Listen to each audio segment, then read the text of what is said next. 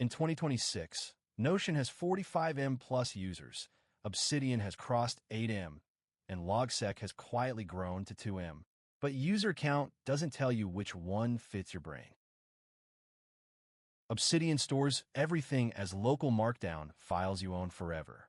Logseq does the same with its outliner format. Notion keeps your data on their servers.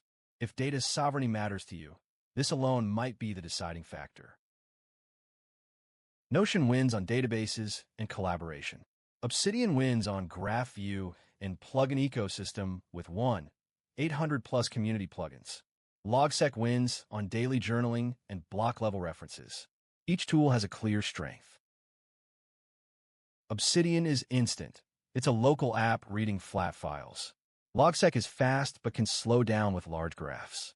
Notion requires internet for most features and can feel sluggish on complex pages.